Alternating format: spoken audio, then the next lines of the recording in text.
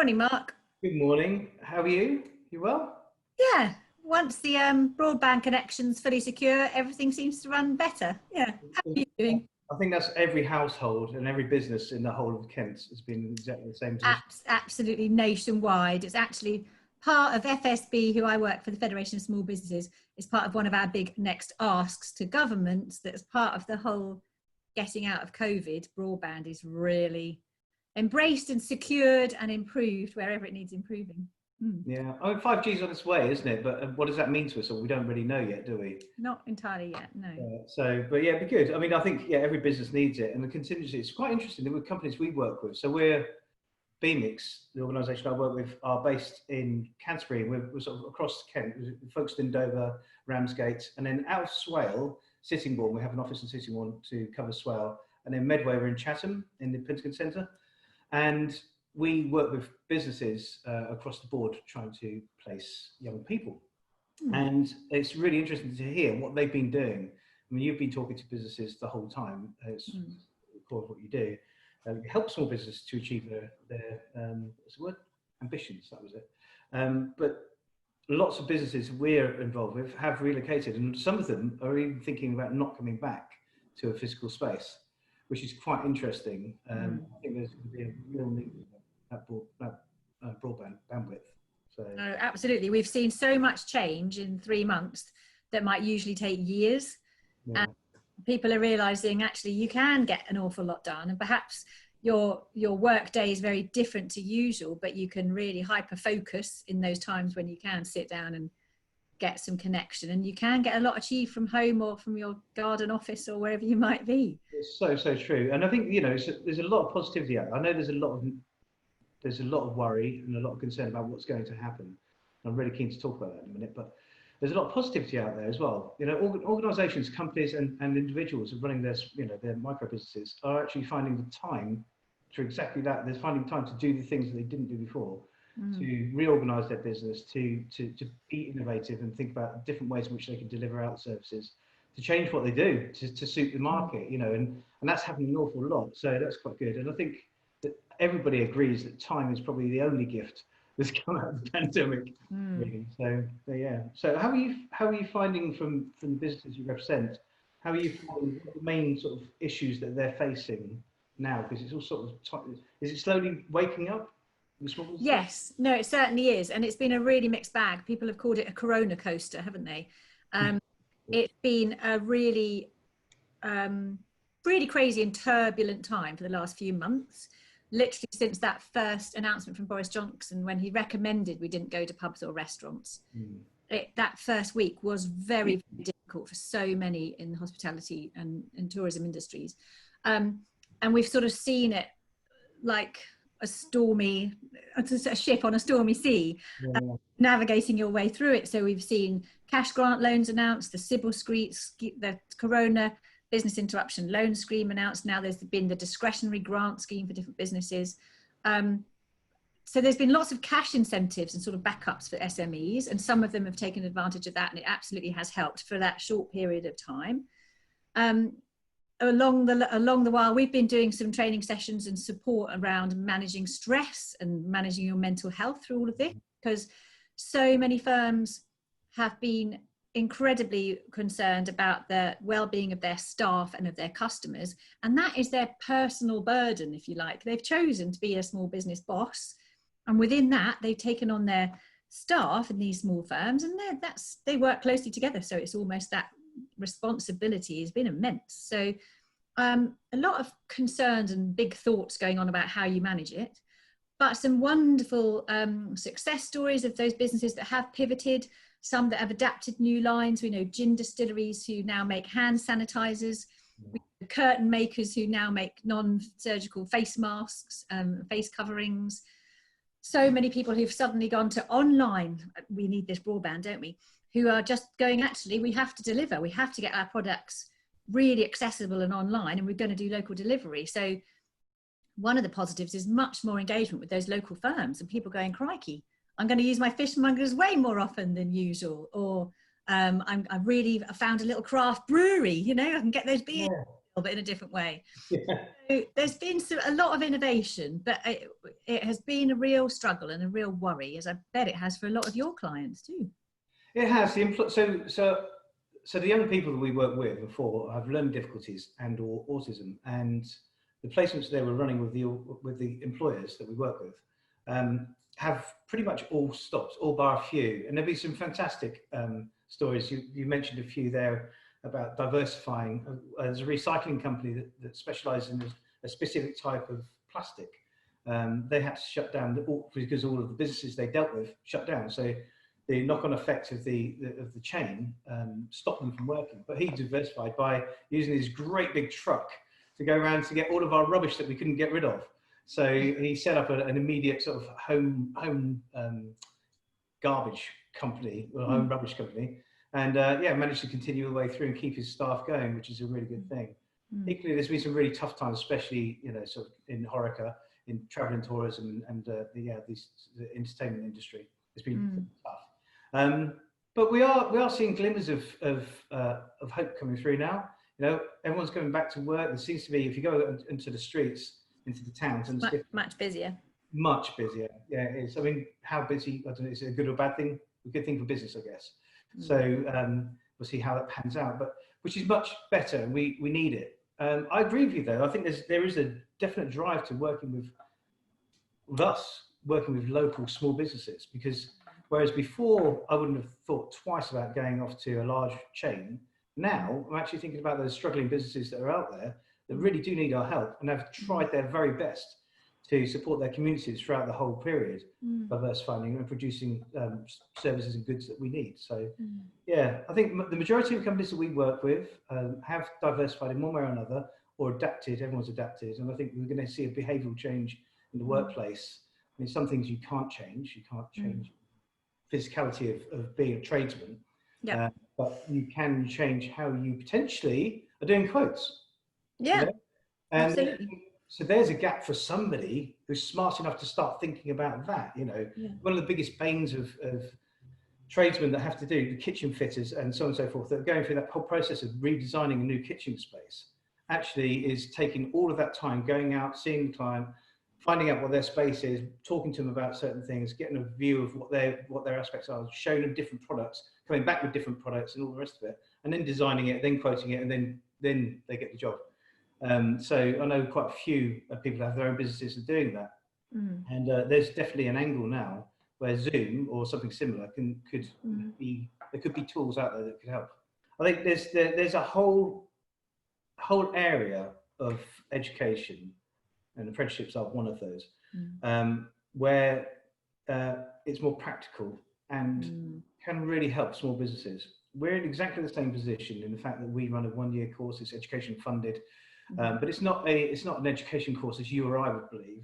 It's like an apprenticeship. It's called an internship. It's a supported internship. So if you can indulge me for a few minutes, I think we support young people between 16 and 24 that have learning difficulties and or autism, and we work with them and for them as well. So members of our staff have come through BMIX, and in fact we've got a director that's come through BMIX as well.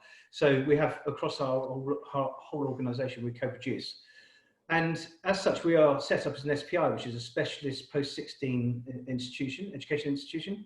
We're educationally funded, and we're funded by local government as well, by KCC and by Medway Council, which is amazing. And we support these young adults to come out, a transition out of school and education into the real world.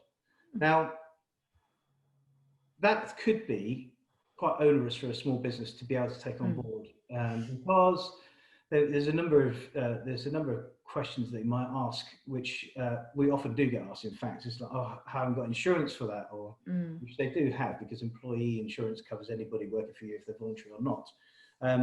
The internship itself is unpaid, but unlike an apprenticeship, which is paid, the internship actually provides somebody working for you for the year with no contract and no wage. However, they are fully funded financially as if they were at college or school.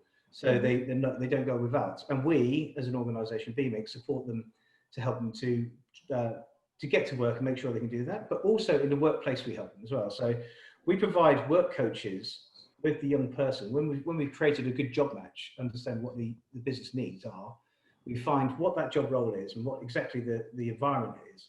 And then we find the right person. If we don't find the right person, we would not connect them, because it wouldn't be a good outcome for the business, and it wouldn't be a good outcome for the young person. And once we do, we then go through taster days and make sure that you as an employer or the young person are comfortable with that role and are going to stay the duration. Mm-hmm. And then we, as BMIX, send in a work coach to support both the business and the young person in the workplace. And the way that works is the work coach essentially understands what the job description is, works with the young person to make sure that they understand all the different aspects of the role and ensure that they do what the business needs them to do without being any pressure or without causing any additional pressure on the workforce that exists. So in fact, there's a net positive contribution of production, so with the organisation, and it works across so many different organisations, from an online gaming company to a digital agency to retail outlets, national and local, to engineering companies, to more labour-based organisations, which might be in not factories per se, but organisations that have processes and need to process goods, and outdoors as well. You know, working with engineering companies as well as environmental companies, and so on and so forth. So it's been really, really quite rewarding for a lot of the businesses. And we've recently done a lot of films, put them on our website, and that's business testimonials with businesses actually telling us what they think of the Supported Internship, and we get some absolutely amazing feedback from them. And how it might help small businesses is, well, there's a myriad of different ways it helps. Right now, businesses are going to go back into the workplace, and people are, generally speaking, with micro businesses under 10 employees, there's somebody at the core of that had a really good idea, had a skill set, and went out and found some work. And they get all the work, and they basically are then having to go and do the work. Whilst they're doing the work, they can't chase the money, and cash flow starts getting affected. And while they're doing that, they can't, well, because that's important. When they're not doing that, they can't also go and find new business. So there's a cyclical issue with cash flow and work coming through the door, where job carving a particular role, so that person might be doing 30% of their day, might be doing something that might take somebody else that's not so skilled 80% of their day. And that's where putting an internship in place can really, really help. So releasing that individual to go and chase, go and find a new business and strategically build their organisation and business back up again, especially after the pandemic. So there's many, many different ways you can do that. So it can help. No, absolutely. I think it sounds excuse me, a great formula, and I really want to have all that information so I can share it with our members across Kent, because I think there's going to be lots of different ways that they'll be getting out of this situation and recovering and rebuilding. Some will be fine.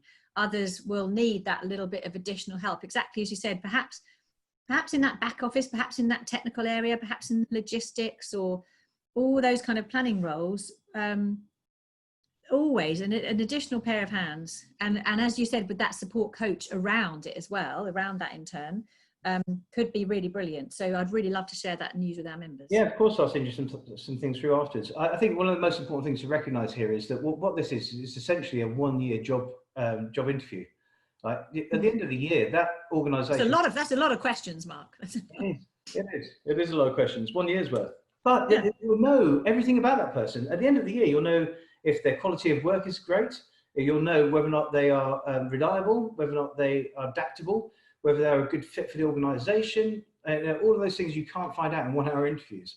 And so it's a bit of a guessing game. And people with learning difficulties and/or autism are known to be very, very reliable, and they'll stay the course as well. Just a very quick example of that is Dovetail Games are based in amazing company based in Chester. Might have been them, yeah. That was my first thought. Yeah, great. Yeah. So we worked so we had a young man who had a couple of G's. Basically, he wanted to work within transport, and we didn't find him anywhere to start off with. Then we were speaking to Dovetail Games, And I mentioned it to him, and he said, "Oh, I know the game. I've been playing that since 2011. But did you know they got the trains wrong on X, Y, Z, and such and such, such? Well, I think they're wrong anyway. I'm not really sure. But anyway, he just spills off because he has a semi-photographic memory and a huge passion for trains. Fantastic. So yes, found the right one. Oh, exactly right. So, and we had this conversation. Gemma from Dovetail, she just basically said, "We absolutely have to get him in." There's a QA team, and all they do all day long is they say all. It's very, very important. Is they take the code that the designers are creating the actual game from, and they test it to try and break it, because it has to be 100% accurate if it's going to be on Xbox 360, PlayStation, and around the world on online PC. Yeah. So it has to be 100% right. So the problem, one of the issues they have, of course, is that team migrates a lot, because you get lots of people who want to move into design. So, and Sam came along with his passion, his enthusiasm, and within a relatively short period of time, he proved his worth. Wow. So a company has a bit of vision, and he's now full-time. He's a full-time employee, sitting alongside people with degrees and masters. They haven't all got degrees and masters, but he's sitting alongside them, not as knowledgeable, if not more so, in certain aspects of the job. And I think it's a really good job match. It's really, really important. Absolutely. It's a wonderful example. And I know some firms as well who are really keen to employ in a more diverse, holistic, open-armed fashion, if you like, but they're not quite sure the best ways of going about it. And so I think that's another interesting angle, that there's the businesses that are open to this, employing people from all sorts of backgrounds and all kinds of talents and abilities, but how do they best do that? So perhaps working with BMix is a really brilliant way.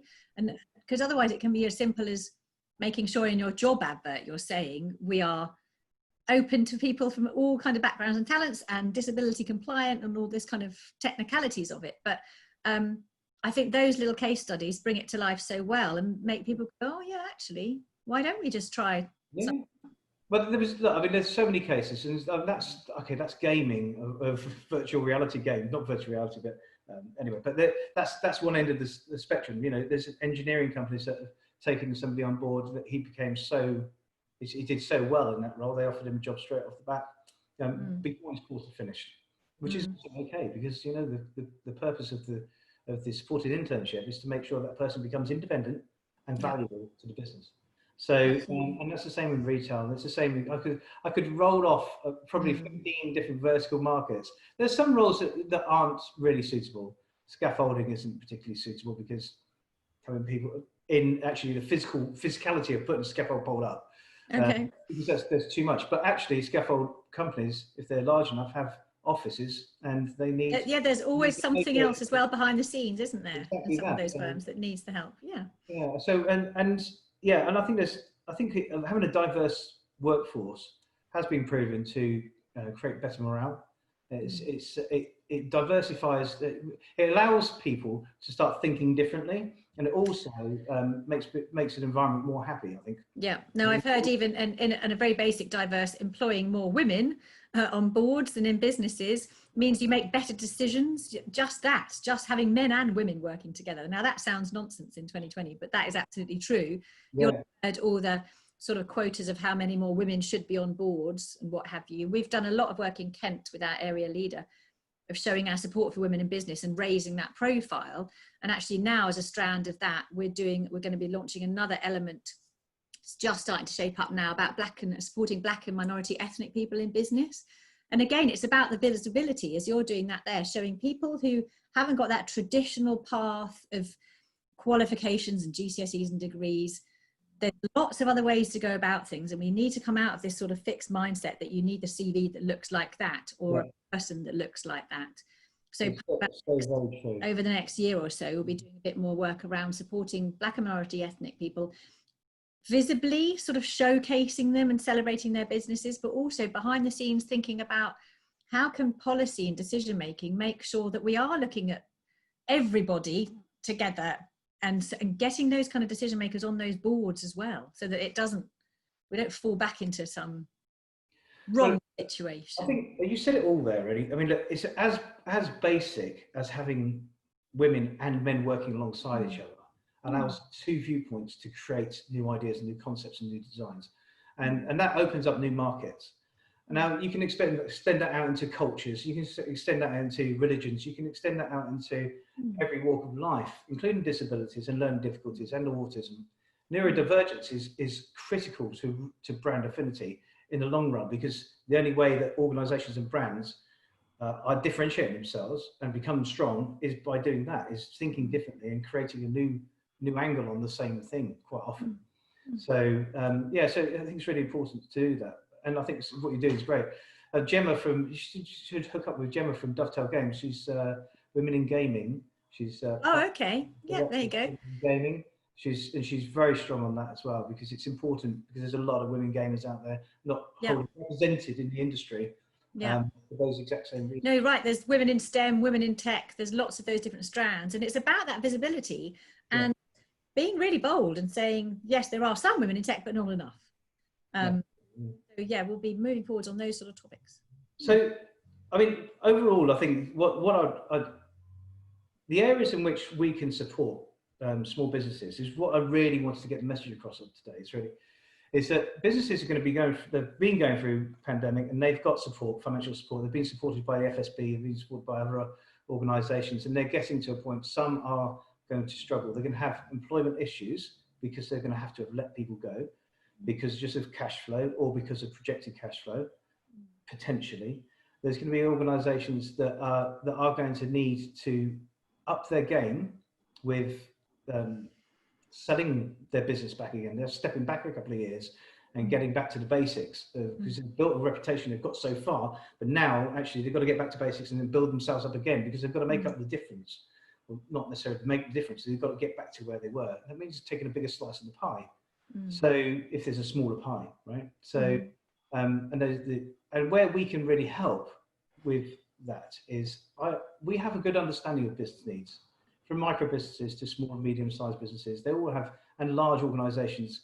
From micro businesses with the example. Another quick example is a brewery that's based in Faversham, a microbrewery based in Faversham, and they needed somebody for exactly the same reason I was mentioning earlier, because they were spending too much time doing the do, and they weren't building the brand and getting the business in. So they needed someone to help them brew.